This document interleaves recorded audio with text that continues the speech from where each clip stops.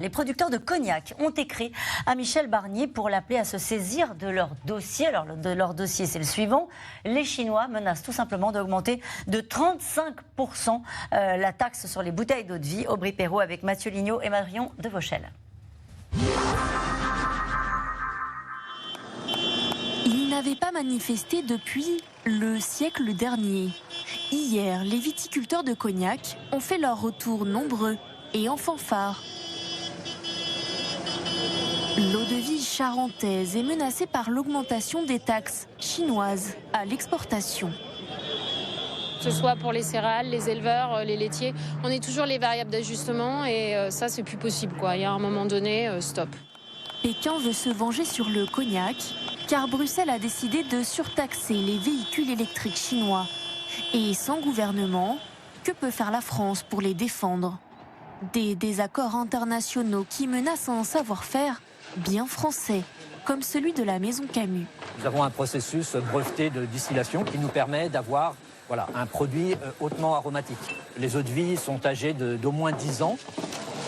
Sur la ligne d'emballage, Stanislas Defoucault surveille les chiffres actuels. Là, on est sur 2300 bouteilles. Là. 2300 bouteilles, ouais. D'accord.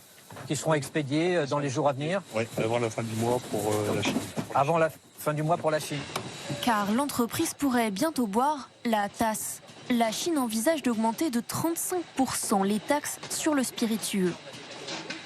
Oui, il y a péril en la demeure, parce que, aujourd'hui, le marché chinois représente un très fort débouché avec des connaisseurs sur ce marché-là, avec des consommateurs qui recherchent effectivement le produit cognac. Et oui, ça aura un impact sur les tonneliers, sur les verriers, sur tous les acteurs de la filière, 70 000 emplois directs et indirects qui pourraient être partiellement menacés.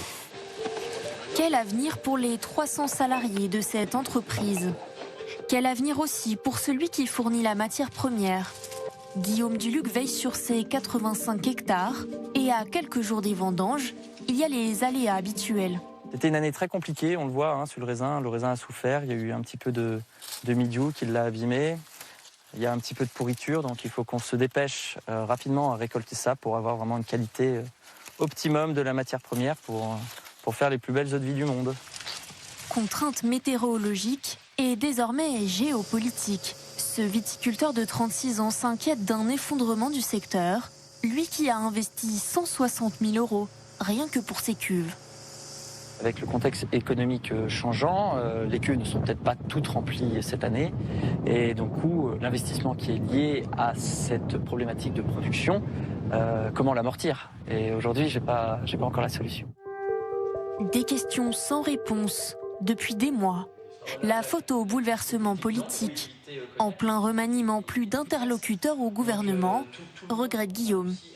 On a envoyé un courrier d'alerte à l'Europe qui nous ont dit « Oui, c'est bien, on l'a lu, parfait, très bien, on a lu votre requête ». Sauf que ça ne suffit pas de dire à quoi servent les élus s'ils n'écoutent pas justement les personnes qu'ils doivent représenter.